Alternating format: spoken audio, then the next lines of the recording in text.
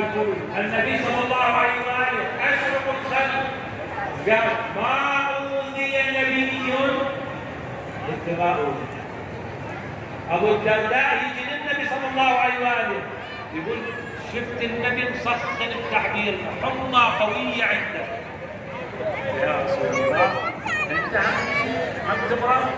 قال نعم احنا الله عز وجل يبتلي الأنبياء، احنا أكثر الناس ابتلاء لكن نصبر ثم الأمثل فالأمثل، يعني الأقل فالأقل. فأول الأنبياء أكثر الناس ابتلاء، ثم من بعدهم الأوصياء، ثم العلماء، وهكذا الأمثل فالأمثل.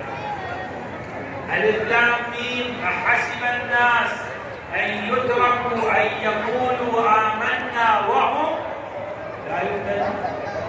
فالابتلاء يجري على المؤمن. الإمام عليه أفضل الصلاة والسلام يقول إن الله يقول، الإمام الصادق يقول إن الله يقول لولا أن يجد عبد المؤمن في نفسه، يجد من الوجه من الحزن والغضب، لو ما أخاف يغضب المؤمن ويتأثر أحيانا تهتز عقيدته، لحصته المنافق عصابة لا يجد ألما حتى ويقول عن صار 10 سنين ما منسوخ، صار 50 سنة ما منسوخ.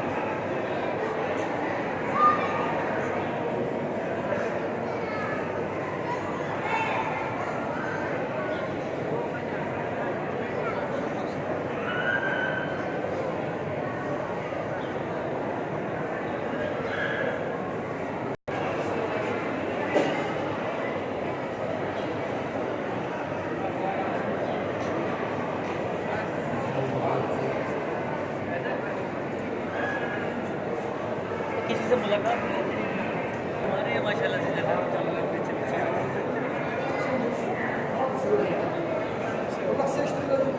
नहीं